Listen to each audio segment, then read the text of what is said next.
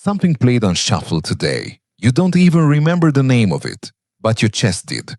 Before your brain caught up, your body had already gone somewhere, back to a car ride, a late night, a laugh you hadn't thought about in weeks. And for about 4 seconds you missed them. Not the version that made you feel small, not the version that left you confused, the other one. The one that made you feel like the world had gotten a little softer. Then you remembered everything. The parts that weren't soft at all, and the missing didn't stop. That's the contradiction that keeps people up at night. If they weren't good for you, why do you still miss them? If you already know the answer, why does the feeling keep ignoring it? Because it's not like you forgot what happened. You remember the nights that didn't feel good, the conversations that left you emptier than before, the way they could make you feel incredibly important one day and completely invisible the next. You remember all of it, and you still miss them, not every day, not in a desperate way, but in flashes, small, involuntary, unreasonable flashes that catch you off guard in the middle of an ordinary afternoon. A phrase someone else uses, a restaurant you drove past, the way the light hits a room at a certain hour, and suddenly they are there again. Not in front of you, just inside you, taking up space you thought you'd already cleared. And the stupid part is, you don't even want them back. You're pretty sure of that. But something in you hasn't caught up to that yet. You catch yourself doing things you're not proud of. You open their profile, not to reach out, just to look. You scroll through their recent posts like you're searching for something, though you couldn't say what. Or worse, you start composing a message in your head, something casual, something that sounds accidental. You rehearse it, edit it, imagine their reply, you play out an entire conversation that hasn't happened and feel something from it. Then you lock your phone and you feel embarrassed for even thinking about it. Sometimes you scroll through old photos too. You don't tap on any of them. You just pause on one for a second, then keep scrolling like it didn't happen. Here's what most people get wrong about this. They assume missing someone means you want them back, that the connection must have been good. Memory doesn't work that way though.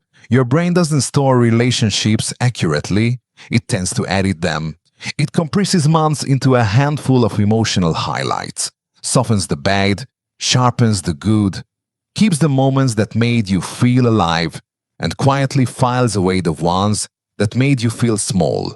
So when you look back, you're not seeing what actually happened.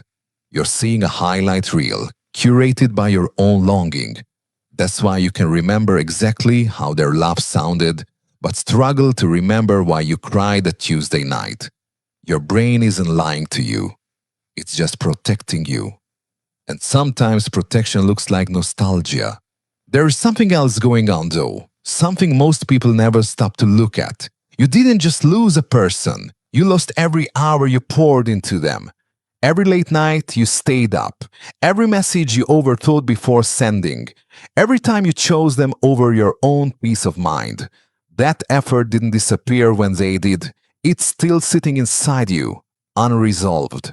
And the brain has a hard time walking away from something it gave that much to, not because the investment was wise, because letting go of it feels like admitting it meant nothing. So part of you keeps circling back, not for them, for proof that it wasn't all for nothing. You know what's strange though? When you actually sit with it, you realize you're often not even missing them. You're missing who you were when they were around. The version of yourself that felt chosen. The version that woke up and checked their phone with a small private excitement that nobody else knew about.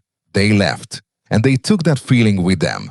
Ordinary days feel flatter now, not dramatically, just enough to notice. You can list every reason they were wrong for you. Write it down, say it out loud, and 20 minutes later, a memory surfaces and your chest aches anyway. Because knowing something and feeling something don't live in the same part of you. Your nervous system bonded to them. It doesn't care about your list of reasons. It just remembers the warmth, the closeness, and it wants it back. This is also why new people can feel underwhelming. Not because they're not good enough, because your nervous system is still tuned to someone else's frequency. You sit across from someone kind, someone consistent, someone emotionally available, and you feel almost nothing. The spike isn't there, the uncertainty, the high of not knowing if they'd show up for you today. The chaos felt like passion. The unpredictability felt like chemistry. And now someone showing up every single time, without games, without silence, without making you earn it, feels strangely flat. You don't want to admit this. But in that moment, you didn't want calm. You wanted them.